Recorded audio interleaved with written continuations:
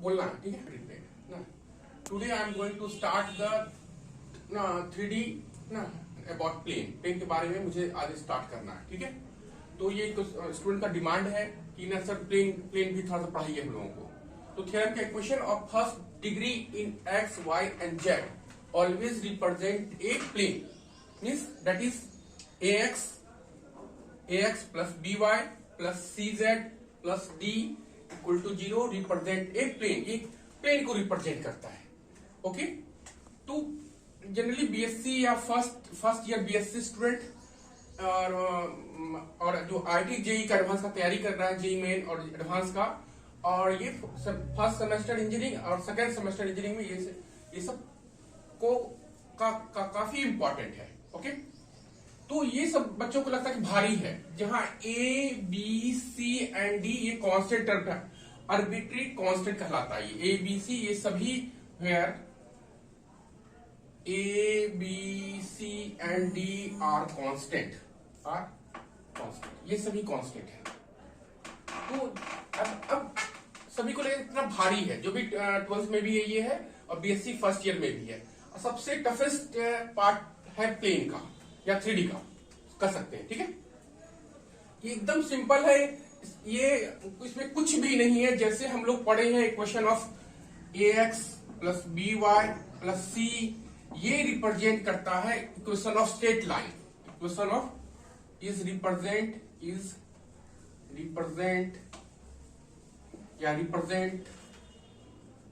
The equation of straight line. Actually it is general equation of straight line. ये straight line का general equation भी है। यदि हम लोग इसको समझ लेते हैं तो ये समझना काफी इजी है, ओके। ये क्या है, ax और y दो ही वेरिएबल मतलब प्लेन में है, ये प्लेन में है। और यहाँ पे x y z ये 3D में है, क्योंकि ये प्लेन हमेशा 3D में होता है, ठीक है, क्लियर ना। तो सबसे पहले ये बहुत बच्चा इसको टफ फील करता है कि ना सर एकदम प्रैक्टिस करना पड़ता है, एकदम तो दिमाग में रहता है, अदरवाइज नहीं रहता है। तो इसके पहले हम लोग इसको समझ लेते हैं थोड़ा सा। ax plus by plus c, तो ये जो है बीएससी का पार्ट या तो 12th का पार्ट भी है और या इंजीनियरिंग का ये पार्ट है। तो इसको समझना बेहद आसान हो जाएगा। तो हम लोग स्टार्ट थोड़ा सा रिवीजन हम करवा देते हैं कि ये टफ जो लगता है क्यों टफ लगता है, ठीक है। तो मैं थोड़ा सा इस पे आ जाता हूं बैक में, ठीक है, कि बच्चों को ये आसान लगे। x1 और y1 और x2 और ये y2, ये दो पॉइंट है ना। इस लाइन ज्वाइन करते हैं। यदि कहा यहाँ पे कोई पॉइंट को हम लेते हैं, इसको m/n में डिवाइड करता है, ठीक है। तो इस पॉइंट का वैल्यू ये मान लेते हैं a है, ये b है और ये c पॉइंट है, ओके। तो इस पॉइंट का क्या होता है, हम लोग m इंटू x2 और n into x1 m plus n comma. अब y पार्ट क्या होगा, y m इंटू y2 और n into y1 m plus n। ये पार्ट हम लोग 12th में पढ़ चुके हैं। ये प्लेन को पढ़ने के लिए ये काफी इंपॉर्टेंट है, ओके, क्लियर ना। तो ये यदि ये दोनों लाइन, ये क्वेश्चन ऑफ लाइन है, बहुत बड़ा लाइन होगा ये, ठीक है, ये क्वेश्चन ऑफ लाइन है ना। तो इसमें से इन्फिनाइट नंबर ऑफ अरबों खरबों की संख्या में इसमें पॉइंट्स होगा। ये पॉइंट्स किसी भी, ये जो अभी मैंने बताया x2 m प्लस n, ये m x2 sorry y2 n x1 m plus 1, ये किसी भी वेरिएबल, ये कोई भी किसी भी पॉइंट को रिप्रेजेंट करेगा, ठीक है, मतलब इस पॉइंट पे ही लाई करेगा, ओके। तो हमको यहाँ पे दिखाना है ax plus by plus c represent a straight line. यदि हम लोग इसको समझते हैं तो 3D क्वेश्चन को हम लोग आसानी से समझ सकते हैं, क्लियर ना, ओके। तो ये देखते हैं कि ये क्वेश्चन ऑफ स्ट्रेट लाइन है, ax plus by plus c equal to 0। Clear ना? तो ये है क्वेश्चन ऑफ स्ट्रेट लाइन है यहां से यहां तक। तो यहाँ पे कोई भी पॉइंट, दो पॉइंट कंसीडर करते हैं, है ना, a x1 comma y1, b x2 comma y2, okay. एक एनी पॉइंट ले लेते हैं, ये दोनों पॉइंट्स पे मान लेते हैं इस पे लाई करता है, क्लियर ना? ओके, तो यहाँ पे कोई भी एक पॉइंट कंसीडर दिखा देते हैं कि वो इसी क्वेश्चन पे लाई करेगा, क्लियर? ये मैं सिर्फ एक बेसिक पीछे का मैं क्लियर कर रहा हूं, इस क्वेश्चन को कैसे सेटिस्फाई करेंगे कि ये क्वेश्चन ऑफ स्ट्रेट लाइन है, ओके। तो लिखेंगे since point a x1 comma x2 and b x2 comma y2 lies on given equation of straight line है ना, किसी क्वेश्चन पे लाई करता है। तो जब लाई करेगा ये क्या होगा, तो हम लोग कहेंगे कि ना a x1 plus b y1 plus c equal satisfy करेगा, क्वेश्चन ये 1 हो जाएगा, ठीक है। एंड b ये a x2 plus b y2 plus c equal to 0, ये क्वेश्चन 2। ये पॉइंट भी इस इक्वेशन को सेटिस्फाई करेगा और ये भी, ओके, क्लियर? अब देखते हैं आगे क्या करते हैं क्वेश्चन 1 में, सॉरी,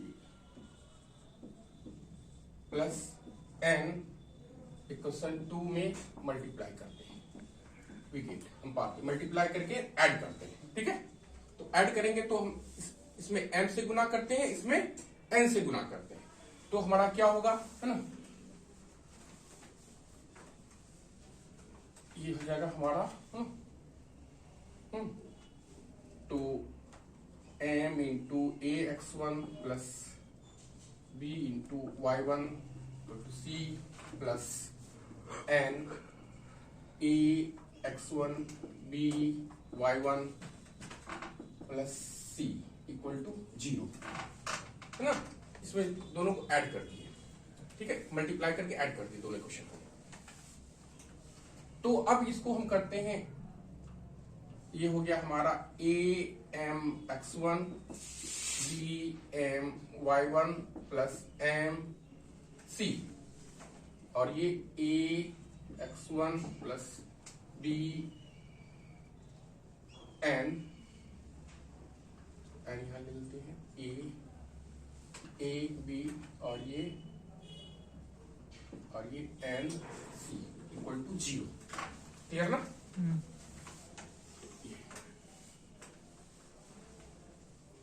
तो यहां देखते हैं ए कॉमन लेते हैं, यहां से ए कॉमन लेते हैं, ए m x1 और सॉरी यहां से क्या हुआ, ये x2 सॉरी यहां पे 2 लिखा 1 लिखा गया, 2 ये 2 है, सेकंड क्वेश्चन है ना, तो ये हो गया 2, मिस्टेक हो गया थोड़ा सा, क्लियर ना?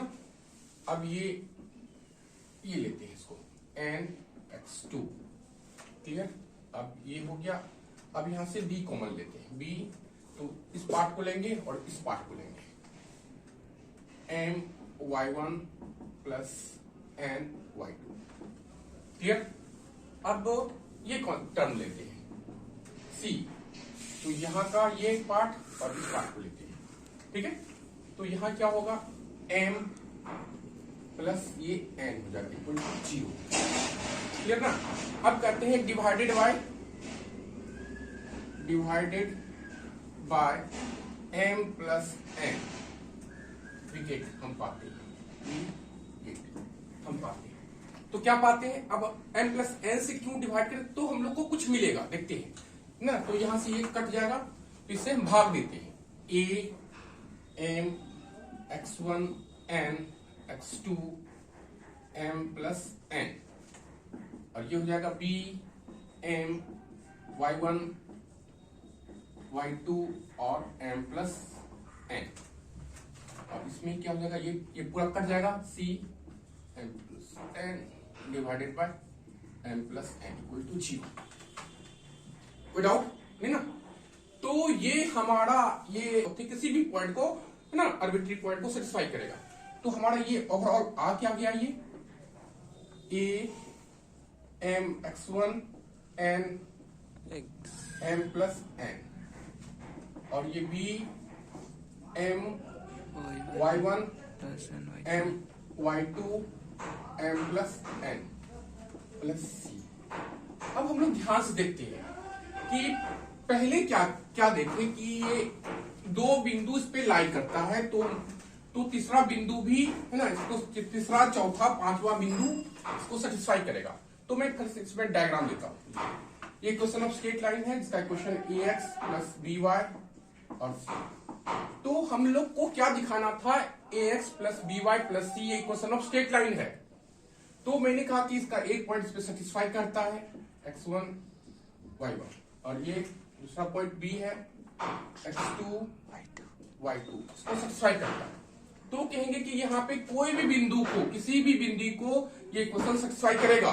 ठीक है, अब यहाँ पे कोई भी ना पॉइंट ले लेते हैं, तो वो m/n डिवाइड करता है। क्लियर ना?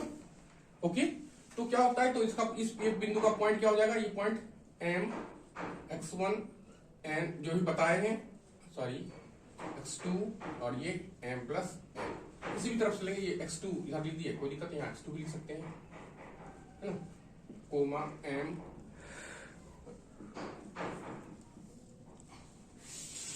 ये पॉइंट है ना, मतलब ये अल्फा इक्वल टू इतना आएगा, ये बीटा इक्वल टू इतना आएगा।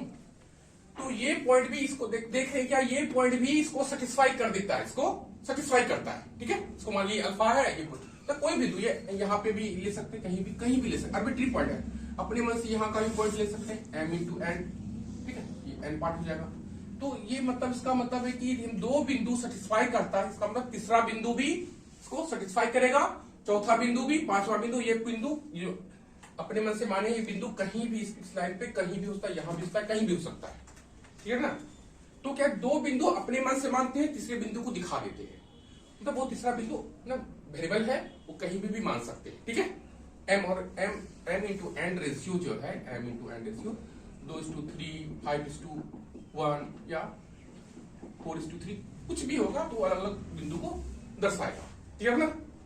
जैसे कि ये यहाँ पे ये m है ना, ये पॉइंट यहाँ पे हमको दिखाना है, m इतना बड़ा हो जाएगा, n इतना बड़ा हो जाएगा, यहाँ से यहाँ तक ये n इतना बड़ा हो जाएगा, m इतना छोटा हो जाएगा, तो यहाँ का बिंदु दिखाएगा ये।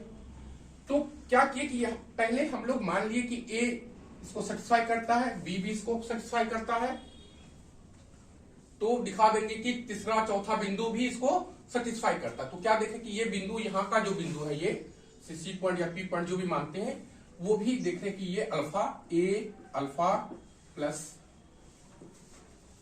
ये b beta plus c equal to 0 हो गया हमारा। तो अल्फा क्या था ना, तो अल्फा बीटा भी इसको सेटिस्फाई करता है, alpha beta point alpha beta is also satisfied, संतुष्ट करता है, satisfied the equation, given equation ax plus by, जहां अल्फा क्या है, वेयर अल्फा m x1 सबका मान रखेंगे तो एक बिंदु का मान आएगा, ये m प्लस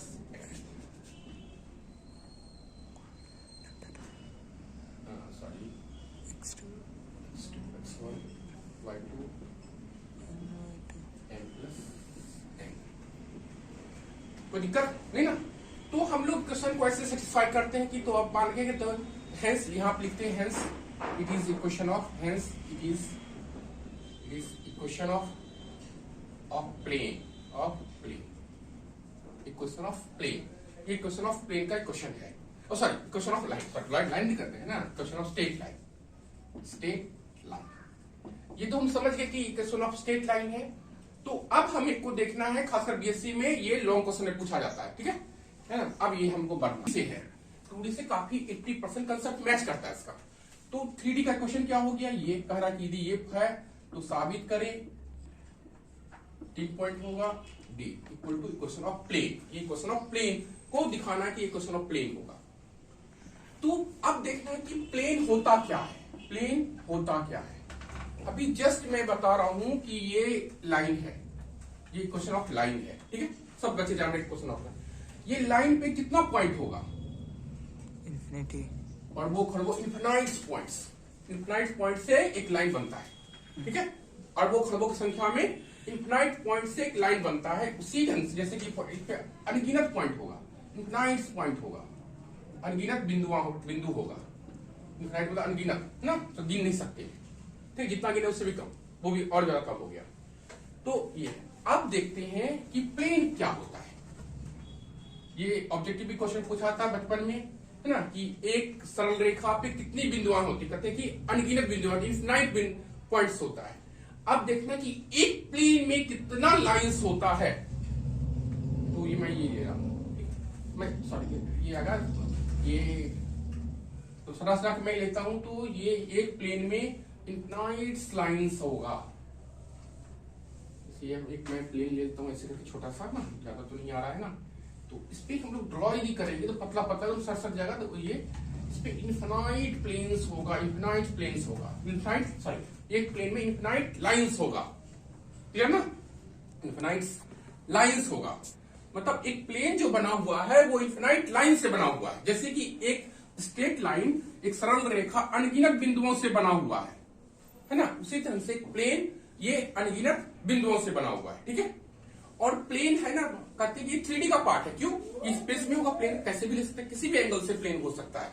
जैसे कि हम लोग छत ऐसे ढाल देते हैं, प्लेन में ढाल देते हैं, छत ऐसे तिरछा, खासा झोपड़ी जो बनता है ऐसे कर्व में, स्लैंट में, ऐसे तिरछा में, ऐसे। तो प्लेन कैसे भी ऐसे हो सकता है, ऐसे हो सकता है, कैसे भी हो सकता है, किसी भी एंगल ऐसे ऐसे दर्शा सकते, ऐसे भी ले सकते हैं प्लेन को। तो वो 3D में होता है, ठीक है। तो इसीलिए it is a part of plane, is a part of 3D, clear ना। ओके, जैसे कि एक्स वाई प्लेन, जहां के तो उसमें वाई उसका जेड पार्ट 0 है, ओके। तो हम लोग इक्वेशन ऑफ है ना x y plane, y z plane, तीनों प्लेन का इक्वेशन को हम लोग यहाँ पे पढ़ेंगे, ठीक है। तो 3 वेरिएबल है, 2D में 2 वेरिएबल होता है एक्स वाई, और ये प्लेन का है 3D में है, तो एक्स वाई और जेड वेरिएबल होता है, क्लियर ना। तो मान लेते हैं कि ये प्लेन है, ये प्लेन हमारा 3D में ऐसे करके, ये 3D का हो गया, एक्स वाई और ये जेड, ठीक है। तो प्लेन हम मान लेते हैं ऐसे है, ये प्लेन हमारा ऐसे है, मतलब ऐसे, ये जो मान लेते हैं कोना है ऐसे करके, ऐसे ये एक्स वाई और जेड, ठीक है। तो प्लेन ऐसे है हमारा, यूं ऐसे प्लेन है। तो तीनों होगा, ये एक्स में भी जाएगा, वाई में भी और जेड में ऊपर जाएगा, ठीक है। प्लेन होगा प्लेन लेते हैं। तो ये तीनों बिंदु का यहाँ पे, सॉरी इसको जेड ऊपर ले लीजिए, है ना, जेड नीचे ले लेते हैं, जेड नीचे।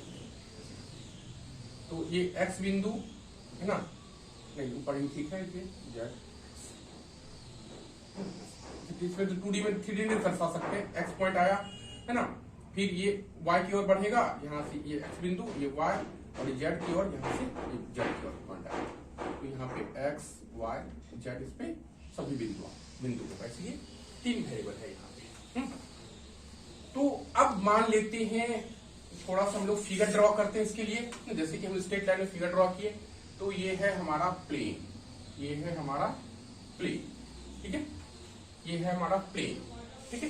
तो कहेंगे ये क्वेश्चन इस प्लेन को रिप्रेजेंट करता है। जैसे मैंने कहा था, ये लाइन है, ये इसको रिप्रेजेंट करता है, दिखाना है कि इसको क्वेश्चन ऑफ लाइन है। तो इसके लिए हम 2 पॉइंट मान लिए अपने मन से कि ना x1 y1 2 पॉइंट है, और तीसरे पॉइंट को हम लोग दर्शा दिए, ठीक है, क्लियर ना। तो इसी ढंग से इसमें हम 2 पॉइंट लेंगे, इसमें हम 2 पॉइंट लेंगे, ठीक, 2 पॉइंट कहीं भी है, ठीक है, okay. 2 point a x1 y1 z1, b x2 y2 z2, b, clear ना, ओके। ये बी, ये तो इसको लाइन ज्वाइन करेंगे, किसी भी 2 पॉइंट को लाइन ज्वाइन करते हैं तो वो लाई करेगा, प्लेन पे ही लाई करेगा। किसी भी प्लेन के 2 पॉइंट को हम मिलाते हैं तो प्लेन पे भी लाई करेगा, कहीं भी 2 पॉइंट को मिलाएंगे तो प्लेन में ही लाई करेगा वो, ठीक है। सब प्रॉपर्टी भी कर सकते हैं, सब प्रॉपर्टी भी है, ठीक है। तो अब देखते हैं कि हम तीसरे बिंदु को दिखाते हैं कि ये हम मान लेते हैं ये बिंदु x1 y1 z1 इसको सेटिस्फाई करता है, और यदि x2 y2 इसको सेटिस्फाई करता है कि तीसरा बिंदु भी इसी पॉइंट का तीसरा बिंदु भी इसको सेटिस्फाई करेगा। ठीक है, क्लियर ना, इसको सेटिस्फाई करेगा। तो हम लोग लिखेंगे late a x1 y1 z1 and b x2 y2 z2 and are the points lies on the given equation of line,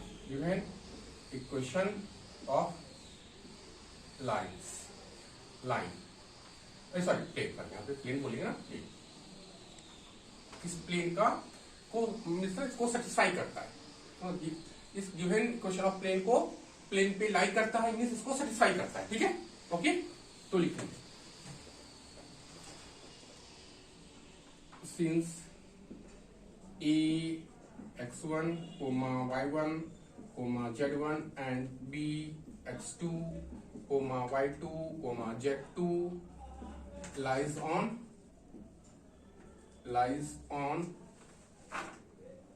given line on given plane, बार प्लेन, ये प्लेन पे लाई करता है। तो क्या इसको सेटिस्फाई करेगा इक्वेशन को? क्वेश्चन 1 को हमारा ए इसको मान लेते हैं, क्वेश्चन ए को सेटिस्फाई करेगा। तो a x1 b y1 c z1 और d इक्वल टू 0, ये हो जाएगा इक्वेशन 1 मान लेंगे। ठीक है, तो अब ये बिंदु भी इस प्लेन पे लाई कर रहा है, तो इसको सेटिस्फाई करेगा। a x2 b y2 c z2 plus d equal to 0, question number 2। Okay, अब जैसे ही हम लोग 12th का जो रिवीजन करवाए हैं, इसमें हम m से गुना करते हैं और इसमें n से गुना करके दोनों को ऐड कर देते हैं। ठीक है, ओके, ये किसी को भी हम लोग भी जब पढ़ते थे तो लगता था भारी है, क्योंकि बेसिकली क्लियर है तो हल्का लगेगा। जस्ट मैं दिखाता हूँ कितना हल्का है, कोई दिक्कत नहीं होगा ना। तो यहां से m से मल्टीप्लाई करते हैं, ये दोनों क्वेश्चन फर्स्ट में m से मल्टीप्लाई कर दिए, क्वेश्चन 2 में n से मल्टीप्लाई करके ऐड करके हम पाते हैं। तो ये हो जाएगा a m1 b m y1 c m z1 और ये है ना m d plus a n x2 b n y2 plus c n z2 plus d into n equal to 0, n equal to 0। तो ये क्या होगा, a एक common लेना है, यहां से m, यहां से ये दोनों से लेना है, ये a आया, एक कॉमन ले रहे हैं, m x1 और ये n x2। ठीक है, a और कहाँ है, a इसे m x1 इसमें m से गुना की, अब यहां देखना है इसमें। ठीक है, इसमें b कॉमन लेते हैं, m y1 b कहाँ है इसमें, यहाँ भी b है ना, और ये हो जाएगा m y2। ठीक है, अब तीसरा लेना है ये है ना, ये थर्ड नंबर, इसका थर्ड से, तो थर्ड में c कॉमन लेते हैं, c कॉमन लिए m z1 और ये n z2 plus d common लेते हैं, यहां से d, ये d कॉमन, तो d हो जाएगा m प्लस n, एकदम बिल्कुल यहाँ पे 3 तो x y और z में आया, तो वहां हमारा x और z था, x और y था sir.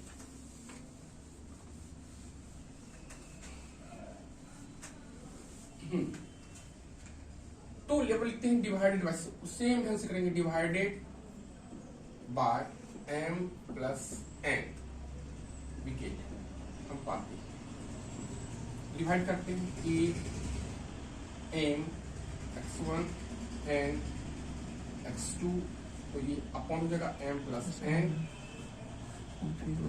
b m y1 n 2 m plus n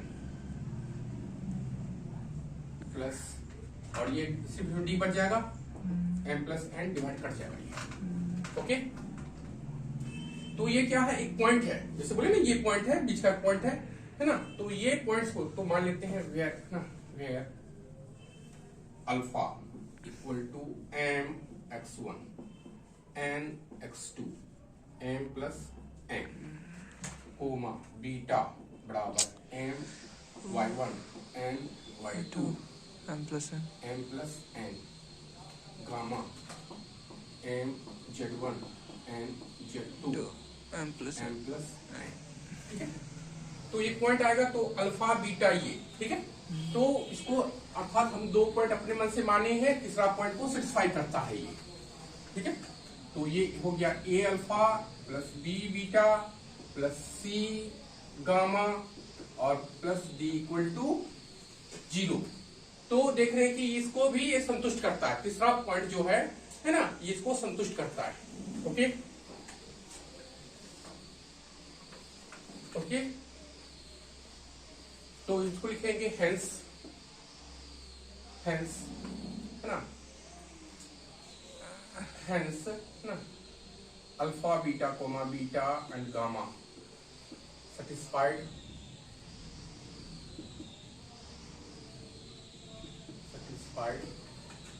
the equation of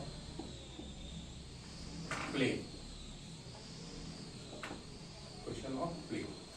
तो जहां पे where alpha equal to m फिर लिख देंगे n x2 upon m plus n beta m तो लिखेंगे तो 1 n x2 सॉरी, हाँ ये y हो गया ना, y1 y हो गया हमारा y2 n plus n and gamma हमारा हो गया m z1 n z2 m plus n।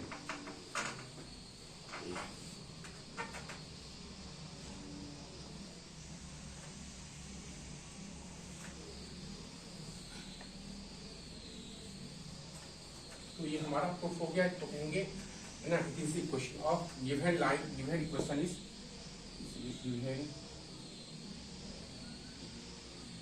Given equation is equation of plane, equation is the equation of plane, equation of plane.